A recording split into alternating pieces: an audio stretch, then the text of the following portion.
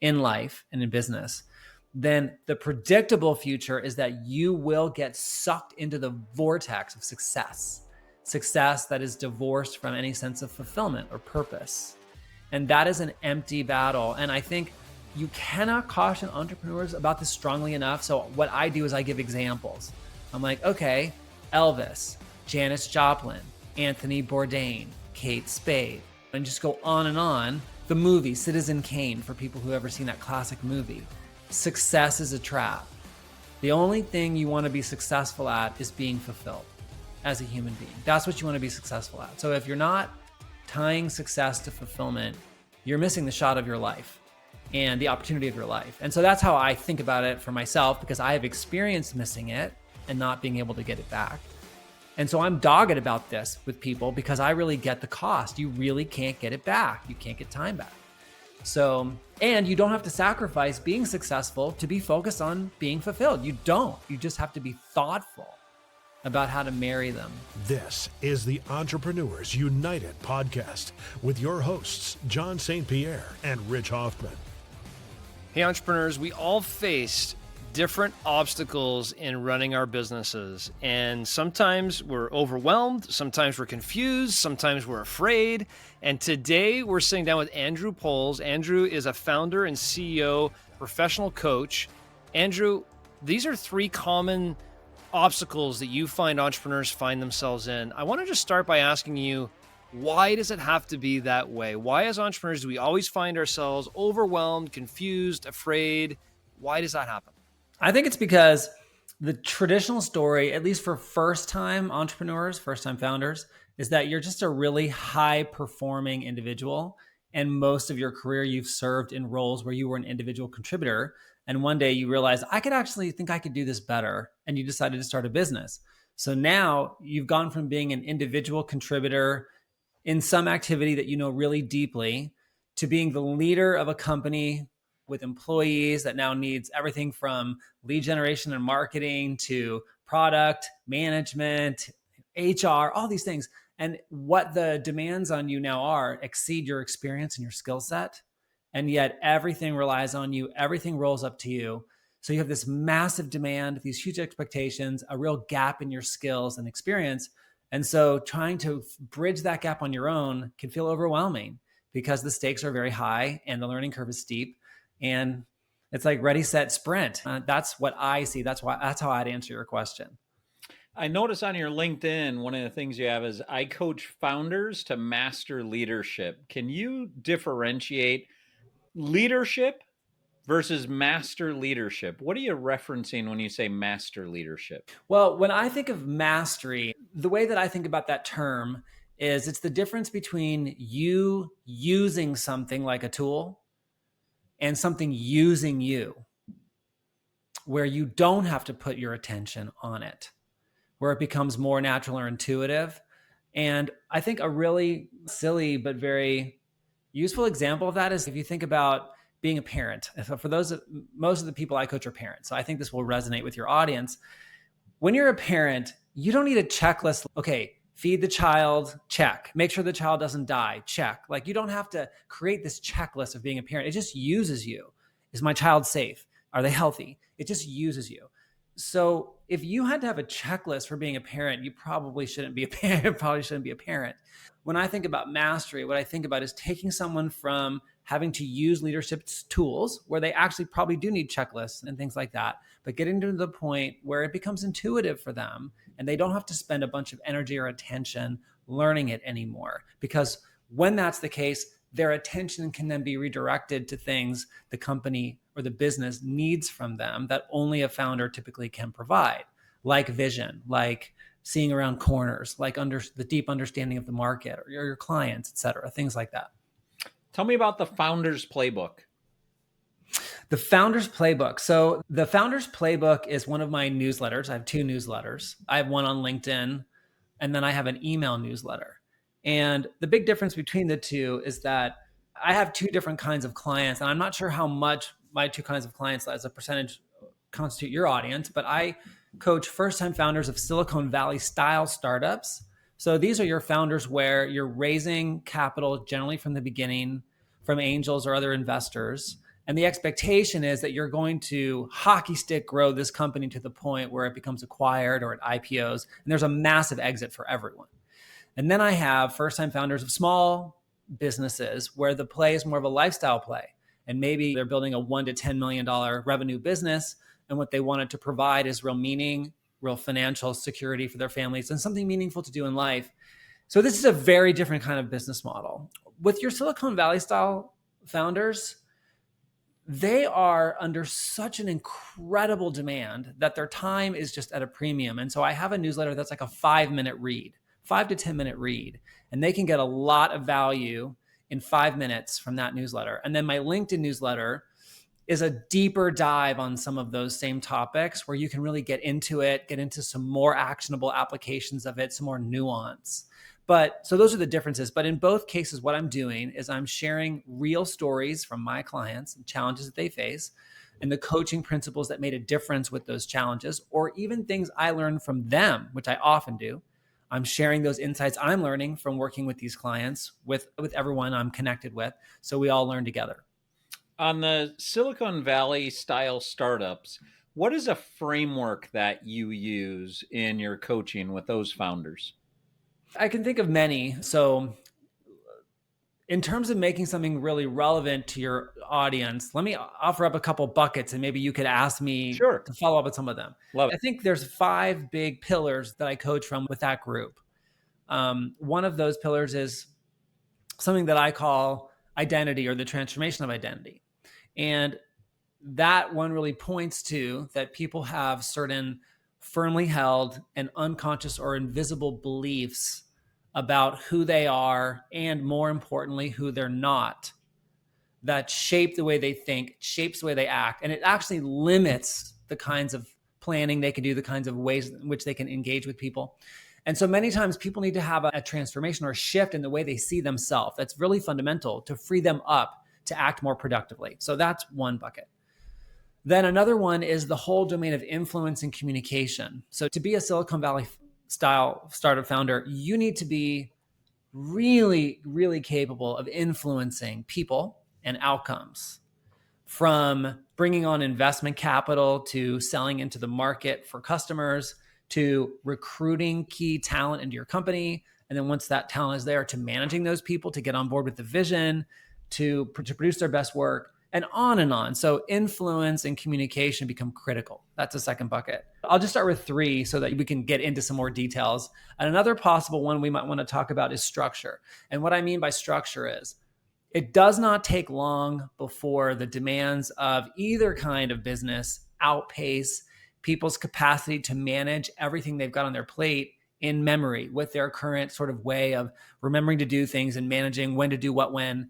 And so what most of them need is a robust, and I mean 100% robust system that takes everything they've got to do out of memory, so they're not relying on memory for anything, and puts it into a system that allows them to organize their time for maximum net productivity. And therefore, when they're working on any one thing, none of their attention is being pulled by all the things they're trying to remember not to forget, so they can be more present and more productive.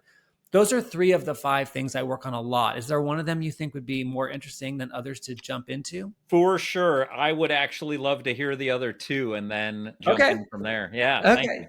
Okay, great. Okay. The other 2 are integrity. Is a tricky one to talk about because in common parlance, integrity is used synonymously with being a good person, being a moral person. And in the dictionary, they're even defined that way. So it's not like it's a wrong use, but I got trained in a particular model of integrity that takes a different approach, that looks at integrity as an objective phenomenon of a system or an object, even like the integrity of a tire or something like that. And then morality and ethics and that stuff would be subjective phenomenon. It changes from this country to this country, from this epoch to this epoch. So integrity is really, for a human being, the way I talk about it is about the alignment between your actions and what you promise and what you value. This is the most simple way to put it. There's just an alignment there. And if you look at the origin of the word integrity, like integer, et cetera, it just means wholeness, right? There's this sense of wholeness.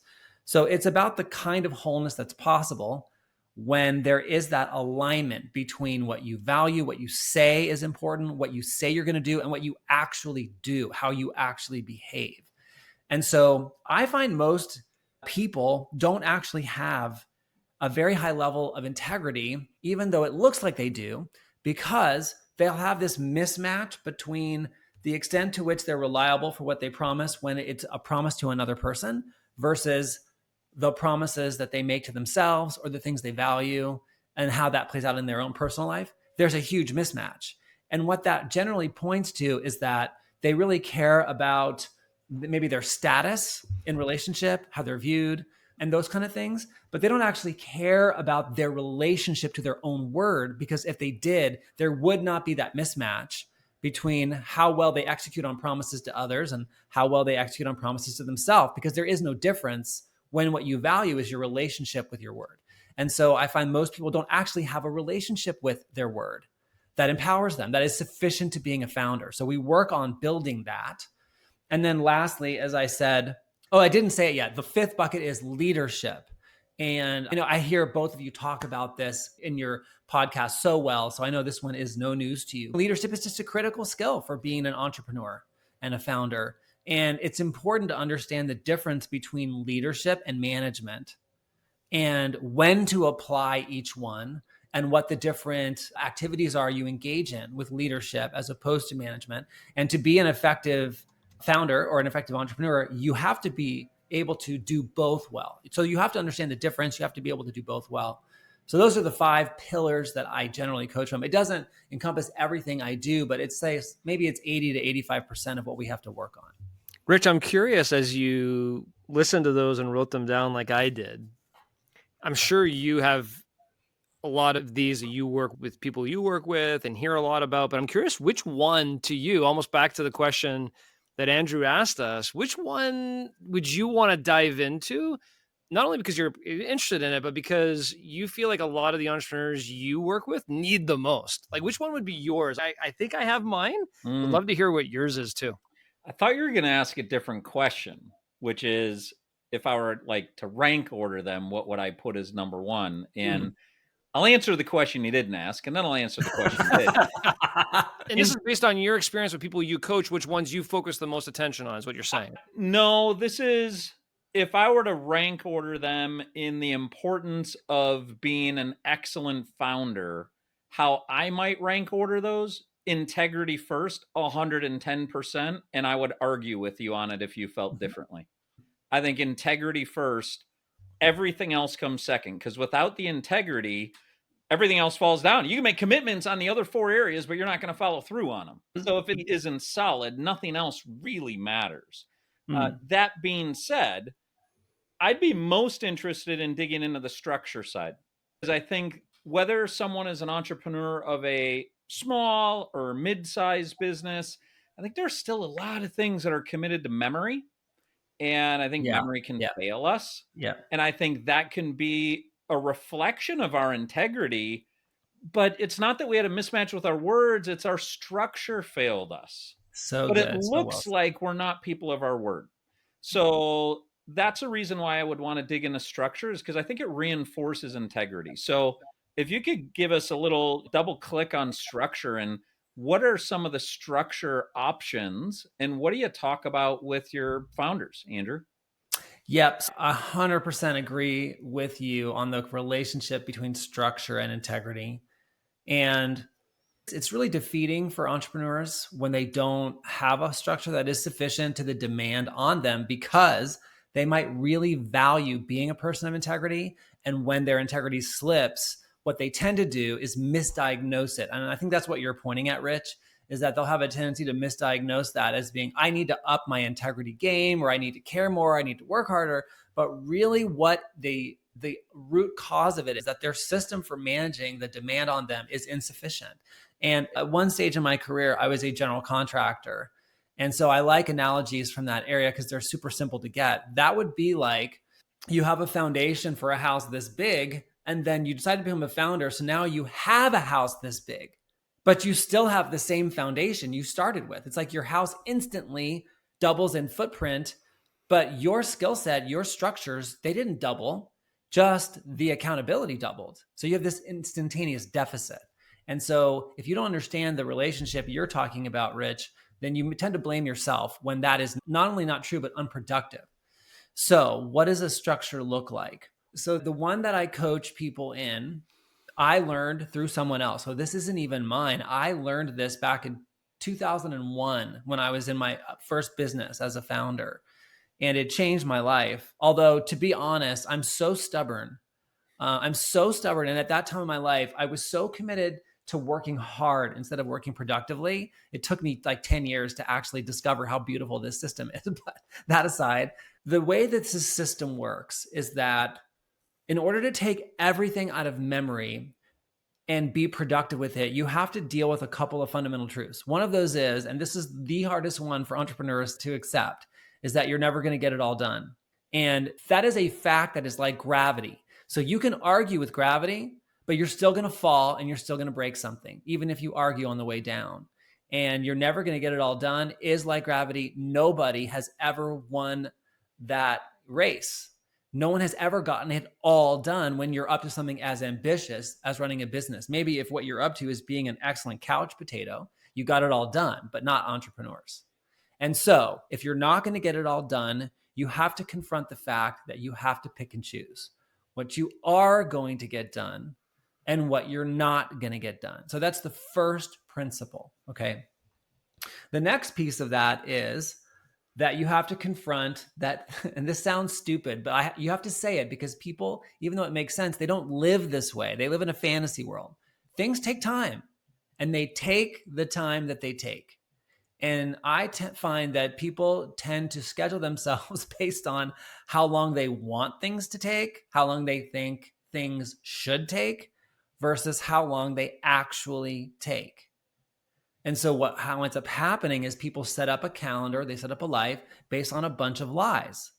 And it's not because they're dishonest people. They're not trying to deceive anyone. They're only really deceiving themselves because they don't confront how long do I actually spend on email in a day? Is it 30 minutes? Is it 3 hours? How long do I spend on email? And then telling the truth about that and blocking off time in your calendar that represents, say, if it's 3 hours, then 3 hours, and then dealing with, wow, there's only 9 hours left or whatever that is for everything else. And you have to treat each thing like that. It takes time. You have to be, best case scenario, pessimistic. Don't even try to be realistic. Be slightly pessimistic with how long things take. And what else takes time? Transitioning from thing to thing. Oh, here's another thing that takes time, preparing. Oh, here's another thing that takes time, eating. So everything takes time. And so then the third part of this is you need a calendar that reflects the reality of how long everything you are committed to accomplishing or working on takes. So I could go more and more into this, but those are some of the general principles. And I think the last piece of this people would need to get is that the least productive way to work with the kind of brain that we have is to chase squirrels or to call audibles and task switch all the time when something comes up and like, oh my gosh, I just remembered I have to do this thing and I don't want to forget it. So let me just jump out of this document I'm working on where I'm really focused and go handle this thing before I forget it. And now I'm task switching. Okay. Task switching feels like an effective strategy only because you're afraid of forgetting things. And so it's actually cognitively very expensive to stop, change, start with your focus, with your attention. So another part of this system is that you need a way to capture all those thoughts that come in, all those new tasks that show up really quickly so that you know for an absolute fact you are not going to forget them. So you need to capture them in a way you know you're not going to forget them and get right back to work on what you're working on that you said you were going to work on right then. So then you no longer have a worry about forgetting. And then you need a time in every single day to review that place where you capture all that stuff. And then all that stuff needs to go in your calendar when you're going to work on that. So that once again, you don't have to remember to work on it and you're being realistic about how long it takes. And that process takes a lot of discipline, but it forces you to do this very important thing, which is it forces you to look at the reality of your time. And it forces you to the place where you can say, instead of what most entrepreneurs say, and I would bet my mortgage that both of you have heard entrepreneurs say this, it's like there's too much to do. It's just not enough time. It gets people from that to, I don't know when I'm going to do this thing and this thing. There's no time for this thing and this thing. But then that's great, because when people get to the point where it's, I don't have time, there's too much to do, to, I don't have time for this meeting and I don't have time to write this document, then you can say, great, what are you going to do about that? What are you going to do about that? And then when you ask, that question has an answer. Oh, maybe I could outsource that. Oh, maybe I could move this around. Oh, maybe I could find a way to spend less time on email. Maybe I'll check out Superhuman. So when it gets specific and granular in your calendar, it puts you in the position to ask better questions about, what am I going to do about the fact that I'm not going to get it all done, instead of living in this sort of drama fantasy world that I should get it all done, but I can't get it all done. Oh, what am I going to, there's too much to do. It's not my fault, whatever, all that kind of stuff. So it just eliminates all that. Wait, did you say check out a Superhuman? The email program Superhuman? No. Oh, Rahul John, are you Vora's- familiar with that? Rahul Vora's company. It's not the AI super normal. No, Rahul Vora is the CEO and founder of Superhuman. I think 2014, were founded 2014, 15. And they reinvented the GUI and the functionality for interacting with email.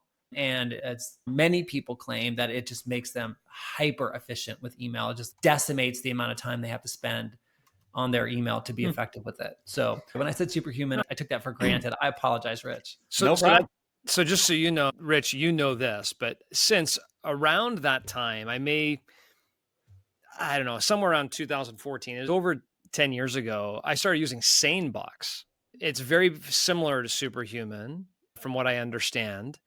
And I still use it to this day. Wow. And now it's considered AI. Back then, it was just smart logic to filter out stuff you don't need to see, help you respond to stuff, push things to the future. And all of this, I think this context of this conversation, Andrew, around structure is, how are you implementing discipline in your work so you can be the most efficient possible? Because you are right. The amount of times I've heard, I just don't have time to do that. All we hear is, I'm not prioritizing this. Yeah. Right. In my schedule, Yeah. in my tasks and everything else. Yeah. And I want to combine this before we move out of structure. And I love where we're going with this. You talked about, are you using the tool, or earlier in the conversation about the example of the parent and the child and those kinds of things. There are a lot of tools right now that you could be using, Superhuman and SaneBox being one really good example. There's an AI calendar management tool called Motion that I hear a lot about. I currently don't use it, but it basically takes your tasks and put them in your calendar for you, so you have no white space. Yeah. Maybe even tracks how much time you're spending on certain things to be able to allocate them properly, so you have the right integrity of how much time you're spending in these different areas. Yeah. But I'm just curious, are there any AI tools you've found that you're using, or your businesses are using, to implement more structure today? My businesses do. I fantasize about it. Oh, I think about it. I research it. Andrew, this is not that kind of podcast. Sorry. And I use AI on a daily basis for lots of things, but I haven't yet actually put anything in place that's not true. I do use AI to automate some aspects of marketing that don't need human touch. But aside from that's about it. And I know it's a big missing for me. Yeah. And it's a huge opportunity in your structure piece, in my mind, right? Not just for all of us to really focus in on. We run an event for entrepreneurs. This year is going to be in Winston-Salem in October. And we're dedicating like pretty much a whole half day to getting entrepreneurs to actually use these tools, because there's so many things you can automate in your life that you're not, that you think you have to delegate to a person, but you may not need to. And just a lot of different things coming down the pike that it blows all of our minds. We just don't have enough time to actually all experience it. And so Rich and I are continually just trying to figure out, okay, what are some new tools that are coming out, and how can we actually bring to our entrepreneurs to create more structure? Because my hypothesis is that in less than maybe 2 years, there's going to be so many tools to help you create more structure and prioritize what you have going on. Yeah, I feel like I should attend your workshop or your summit, because I do struggle to figure out in what order ought I to be bringing this in to my personal business. And I bring it in more and more each week, but I don't know if I'm doing it in a very effective way. So I would be really interested in that, by the way. Yeah, absolutely. Well, consider this an open invite. Great. The one that I would have said, and I just spent I'm not going to challenge you, Rich, on integrity being number one, but I love your definition of integrity. I just want to repeat it again. alignment between alignment between values and your actions, like what your values are and what you act upon is your integrity. Just one quick piece on this and I'll move on. 99% of people think integrity is I don't lie, cheat, or steal. And then if you ask them, just define, let's say, deliver what I promise, as an example. Yeah, yeah. And what I found a lot was where it breaks is when they have an issue they don't confront. What's the integrity behind that? Those kinds of things. There's a lot of other meanings behind it. The courage to address conflict, the courage to do different things in your business when it's maybe not the right thing, or maybe you don't feel right about laying somebody off. But what's the integrity from an integrity perspective? Should you lay that person off or not? And your mind's, well, no, I'm a good person, so I have integrity. I'm not going to do that. But that's not good for the business. So it's not good for the other 100 people in your company. So anyway, there's a lot of areas there that I love the way you defined it. So thank you for that. I know you said you wanted to just touch on that and move on, but could I ride your coattails on that for just a second? Yeah. And I would really love to, because this is so important what you bring up. And to ride your coattails, if you think about integrity like the wholeness of something, then let's use a wheel as an example. I'm a mountain biker and an ultra marathon cyclist, so I love using bikes as an analogy. Anyway, if you think of a wheel has a rim and it has spokes and it has a hub and it has a tire.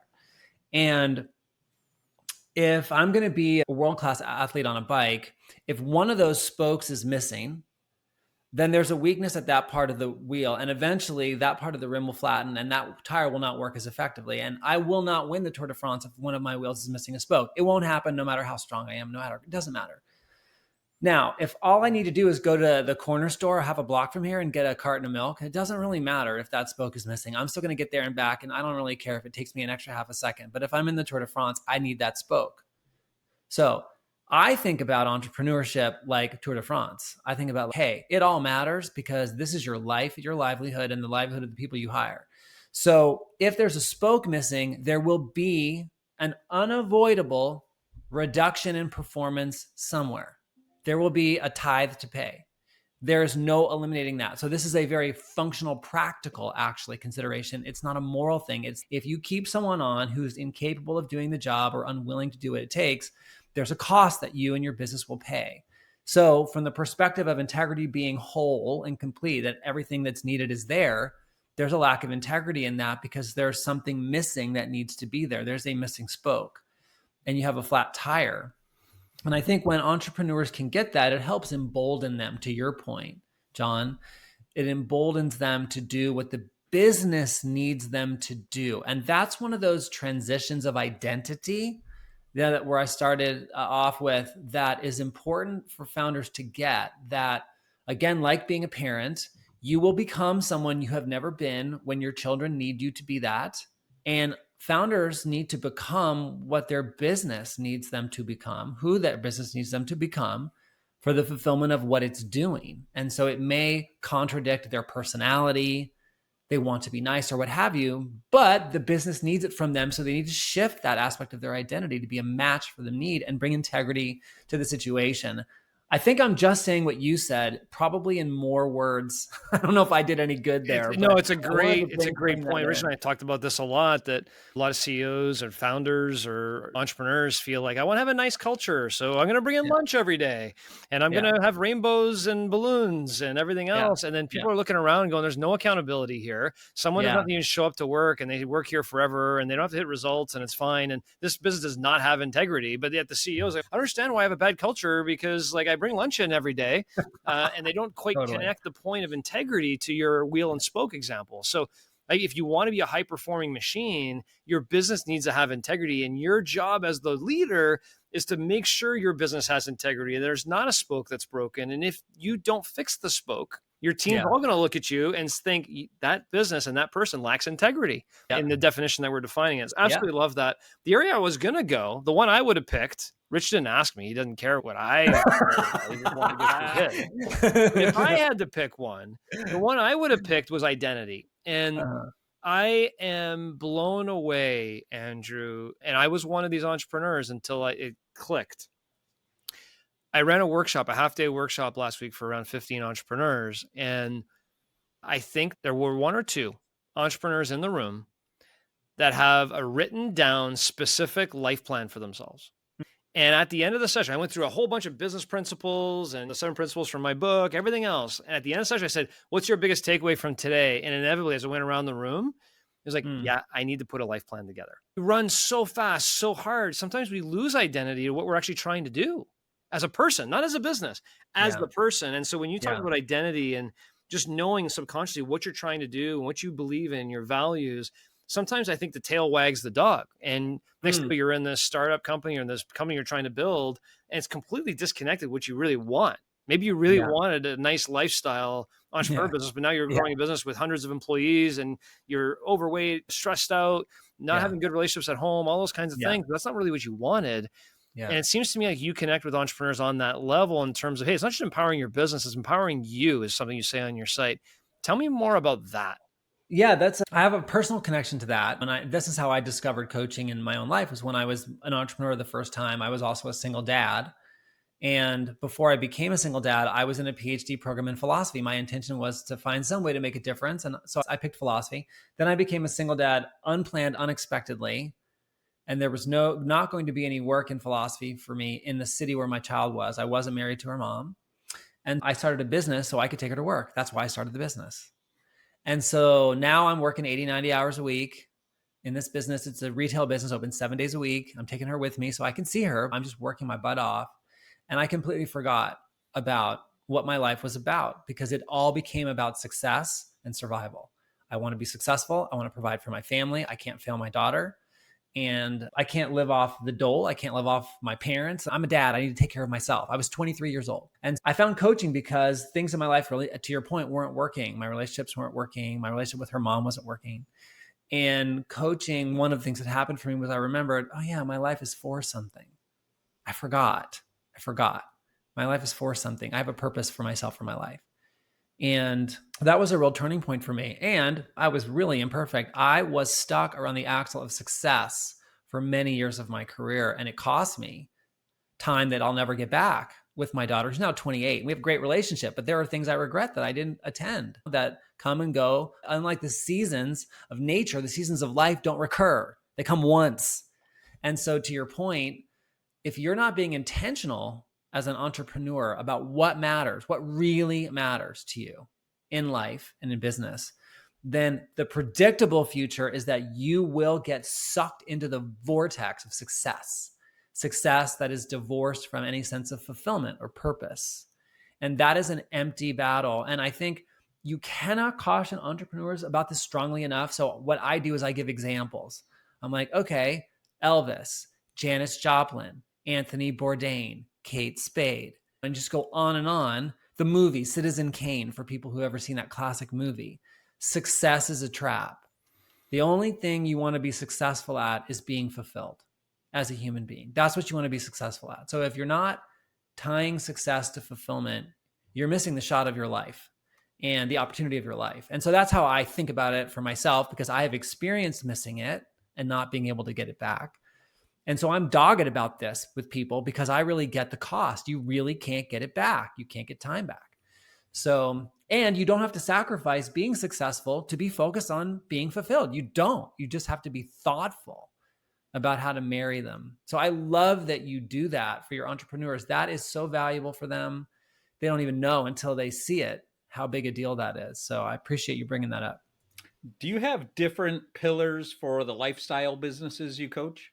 No, I work from the same pillars, but because the exit is different, to John's point, the plan is different. It's a very different plan. So let me give you one, not you, but I'll just give an example for anyone listening who'd be like, what are you talking about? Cash and profitability are king in a small business, period, full stop. People generally aren't raising money to start a small business. They're bootstrapping that thing. And so margins, profitability, all that is just critically important from day one. And you want to grow a profitable business because you cannot sell your way out of a profitability problem. If you're not profitable at a 500,000, being not profitable at $1 million is even worse. So profitability is a focus, margins are a focus to get to the kind of end stage you want. With a Silicon Valley style startup that's being driven by invested capital, the game is return on invested capital. So there's a period of time in the growth of those kind of businesses where you actually are being counterproductive by focusing too much on profitability and margins, because you first have to prove that you have a product market fit. So a product that the market is telling you with their wallets, I will pay for this, I want this, that is big enough that can support you growing to, $1 billion business, a $500 million business, et cetera. And so you have to get to the scalability and the viability of the idea before you figure out sometimes the revenue model that makes it profitable. And so that gets pushed off down the road. And in fact, some investors won't even invest in your business if you're focused on profitability too early and you figure that out, but you haven't proven scalability. They're like, no, I don't want that business. I can't 10 times my investment. So it's just a different game in the domain of business. And so it needs a different plan. But the pillars that I coach people from are the same. You're a 3-time founder yourself. Do you believe you'll be a 4-time founder? Wow, what a great question. I did not expect that. That's a good question, Rich. I guess it's possible. I hadn't really thought about it. I don't have plans to start another business. Sure. So let's play together. If Okay. you were going to start another business, what would it look like? Would it be one of those Silicon Valley businesses, or would it be a lifestyle businesses? What would that look like for you based on the 5 principles, based on all the things you coach, all the things you know? What would you do if you were something? It would not be a Silicon Valley style startup, that's for sure. So it would be a lifestyle business. And if I were going to do something else, actually, let me take that back. I don't think it would be either. The only thing I can imagine doing right now would be something in the nonprofit, maybe, or NGO space, something that was 100% about social impact. I don't feel any appetite or desire to put like another set of products out in the market. I'm very fulfilled with these, and I have plans to expand the ones I'm offering. So I feel good there, but I do want to participate more in impacting the quality of life on the planet. And so I search for founders right now who are doing that, for example, but I might do that. Rich, I might start something like that. If we were to throw all of that, we were to throw this whole podcast into Chat GPT and say, what should Andrew's next lifestyle opportunity be in the social space? It probably would have something to do with cycling and social benefit to the world. That would be my guess. Interesting. Wow, that's cool. I never thought of that. This is so cool. That's great. Do you have a particular cause that's close to your heart when you're thinking social impact? Yeah, I do actually. For me, it's particularly around war, peace, and the impact of conflict on children in particular. Why is that near to your heart? I don't know. I just know that it's always been on my mind. Even as a kid, I would think about the conflict between Israel and Palestine. I was born in 1972. So by the time I became aware of this, maybe we're in the 1980s now or something like that. And I don't know why. It just always has been there.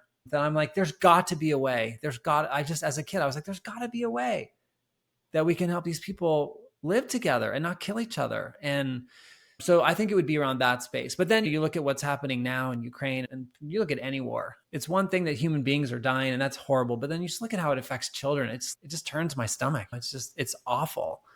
And it just seems so unnecessary. So that's maybe why I'm attracted to it. I certainly don't propose to have the answer, but I think John's onto something in cycling, that if we pick something that is not a category of segregation that people can unify around and do.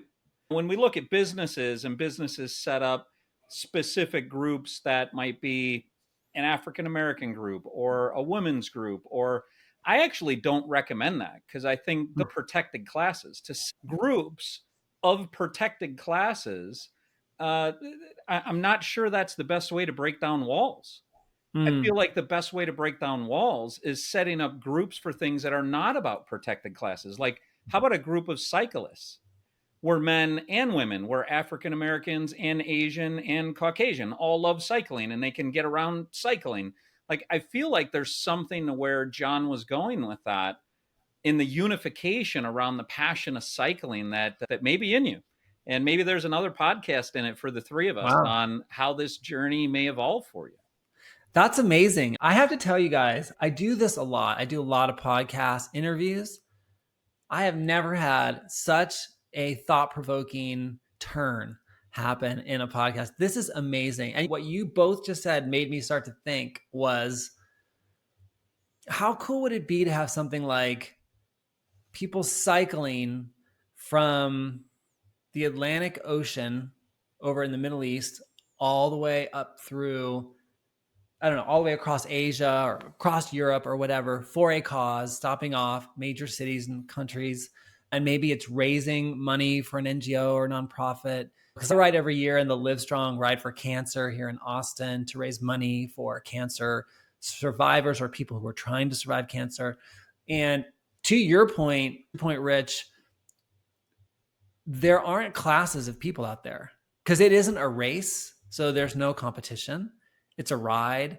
And all there are cyclists. And everyone has on their back a placard that says something like, riding in honor of my mother's memory who died last year from cancer. It says 10-year cancer survivor. It says something like that. It's just out there. And it's just, there's just people dealing with something who are coming together, and there's no classes of anything. And yeah, that's a really interesting idea. I cannot thank you guys enough for bringing this up. Like, I'm sitting here. I didn't expect this. I'm shocked. I'm thinking my wheels are spinning. This is so cool. Well, it is an absolute pleasure to give back to you. And I think you've given us so much over the course of the conversation, and really appreciate you being on and joining us, Andrew. Thank you. Yeah, you're welcome. My pleasure. I loved this, and I hope it's useful for your audience.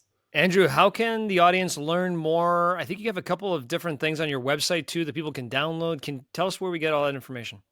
Yeah, especially what we talked about today with regards to structure. There's a free ebook on my website. If you go to the landing page, andrewpoles.com, and scroll to the bottom of that page, you can download my free ebook on the 5 productivity blind spots that most cripple founders. And we talk about a lot of the things we came up today and how to address them tactically.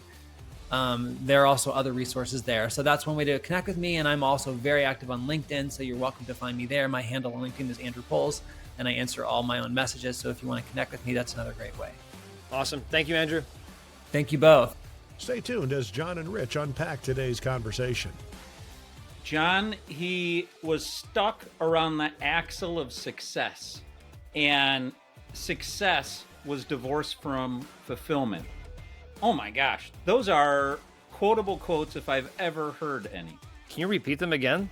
Yeah, he said he was stuck around the axle of success, which, by the way, isn't a surprise because there's an axle on a bike. Yep. And success being divorced from fulfillment. Wow. Yeah. And that's when I was talking to him a little bit about identity and yeah, what is your identity? What are you looking for? And again, I just continue to be dumbfounded by this, Rich, that I didn't have a full written down life plan on what I was looking for. And I was just seeking success. I had that exact same, like those 2 quotes. I can't even repeat them right now, but I heard them. You don't have to repeat them again. That was me. And that's so many countless entrepreneurs that were just seeking to grow our business. And I loved his example, Rich, when he said, look, you start a business and you build a foundation. And then you build a house on top of that foundation. You hire your first few employees, you got this, you get that. Then 10 years later, your house is 10 times as big as the foundation. And you're wondering why you're overwhelmed, you're stressed, you're afraid, you have no cash flow, you're dealing with problems after problems. Like, no wonder your foundation is still the same size it was when you first started. Where's your structure? How are you building in some bandwidth? And one of the things that a mutual contact of ours, Charlie Chase, mutual mentor of ours, Charlie Chase, said is entrepreneurs always need to build and grow their operational capacity for growth. If you grow without building your operational capacity, you can't maintain that growth. You're going to implode. And that saying to me in Andrew's terms is you got to keep building that foundation as you build the house. Otherwise, your house becomes way too big for your foundation, and it's all going to come down crumbling someday if you're not careful. So I love the fact that you asked about the structure being the one you want to dive into, because the demands do outpace capacity, like Andrew said, very frequently, and we don't know what to do. And sometimes it just comes back to, we got to make sure the foundation's right. Let's go back and rebuild the foundation before we can move forward with this business. So I agree with it. Demands outpace capacity. I think the other side of that is the demand can outpace skill. And I think it's a combination of both. You could have the skill, but not the capacity. Isn't that the same thing? No, absolutely not. Tell me If how. Like your so, capacity is based on skill and volume output, isn't it? no. If you're a really good coach, doing coaching events that take, I don't know, call it 3 hours per coaching event, how many of them can you do in a week? I don't know. I didn't do the math, but you're limited to what you can produce. So ballpark, let's say 12. Sure. You really want to stretch 15? So you don't have the capacity for 20, but you have the skill. You Okay. could do it. You just don't have the capacity for it. So I think in that example of the foundation and the house on top, you had referenced capacity. I immediately thought capacity and skill. I often pair those together. Is it that you don't know? Is it that you don't know how to do that? You don't have the skill to do that? Or is it that you know how to do that and you're not prioritizing time in the structure to do that? Is it capacity? Okay. Not to get into debate here because I think it's semantics, but if you think about the capacity of an output of a team, it's a different analysis, which is you could have 100 people that are really efficient, or you have 100 people who really don't have the efficiency of tools or whatever. So their capacity to output many widgets off the manufacturing floor, or their capacity is a function of skill and your capacity of your floor, or the capacity of your machines, the capacity of all those You types just of things. said capacity. Part of the definition of capacity, you used capacity in the definition. Okay. You can't do that. Okay. Fair. But if I'm on the North Pole and I'm making toys, right, the capacity of my production line is going to be a function of how many people I have and how efficient they are with their skills in making the toys. That's going to be the capacity output on the other side. So it's semantics. But for one person, you're right, your capacity maybe is limited to time. But in a business, what I see happening is your operational capacity to throughput, how many houses you can paint or how many widgets you can put out, is a function of all the different things. It's a function of your systems. It's a function of efficiency of your technology. It's a function of the skill sets of the people. It's all those things combined that output. And a lot of times what ends up happening is your house starts outputting so many different things, but you don't have the capacity to output it, and therefore you start falling behind. You start running out of time, you start running out of cash, you start running all these different elements. Yeah.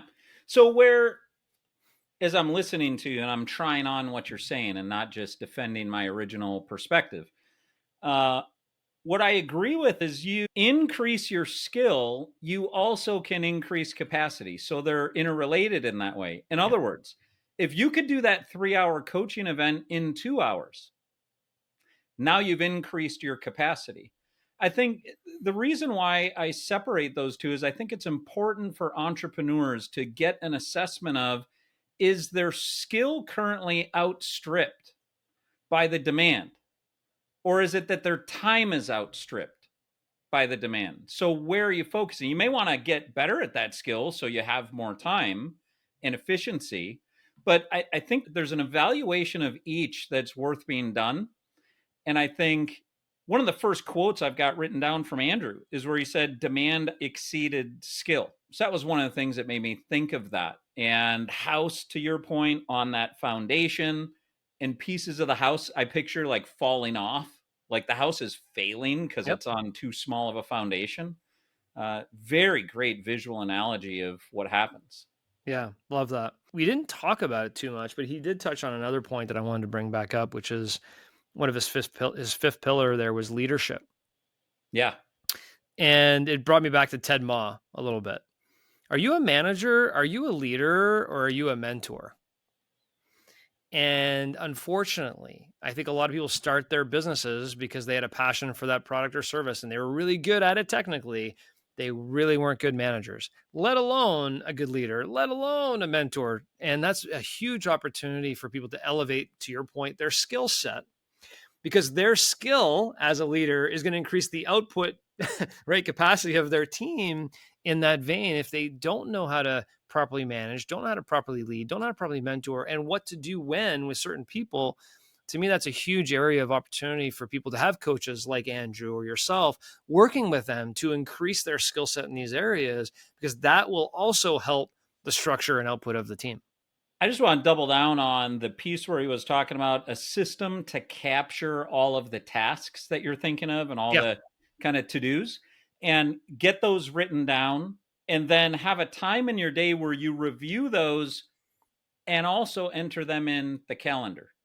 It reminds me of, I at one point was getting Darren Daily, which is Darren Hardy's like 2-minute video he sends every single day. If you Yeah, I sign got up for those. it, it's for free. Yeah.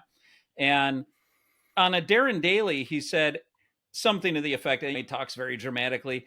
Hey, do you want to get rid of your task list? I have a way that you'll never have a task list again. You'll never have to worry about it.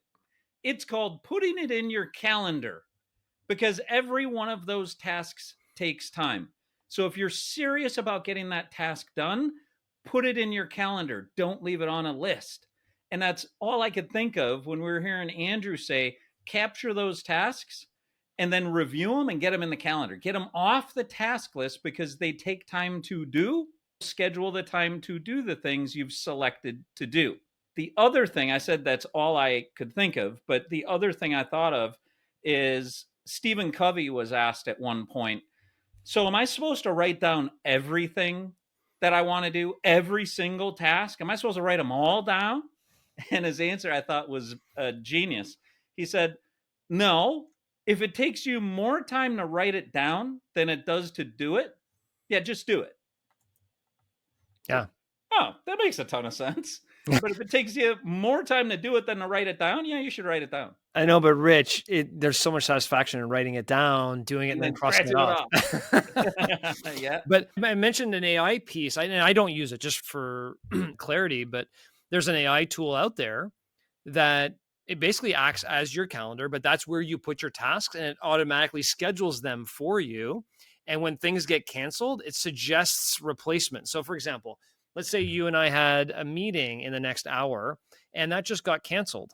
What it would do is it would cancel that meeting and it would throw in your tasks that are the highest priority in that slot. So it's not a white space, as an example. So that tool can be programmed to manage all your tasks for you so that you don't have to worry. They always get put in your calendar. So it's a little bit of what you talked about from the Darren Daily being done by AI. So there's so many tools that are going to come out for that, but you do need to have a system. Whatever the system is, you do need to have a system to prioritize your items. Otherwise, they just won't get done. And I just think when we talked about in this conversation, there's a long way to go for you, I, Andrew, and others to continue to figure out different ways to systematize the things we're doing, because that can accomplish a lot of structure and a lot of integrity of our systems and everything else that we talked about in 2 of these 5 pillars. And I think that's something we got to continue to explore. You and I are committed to exploring it at the Entrepreneurs United Empowerment Experience in Winston-Salem. Like, we just got to spend a lot more time here as entrepreneurs, because that's what's going to help us get more efficient and get more capacity.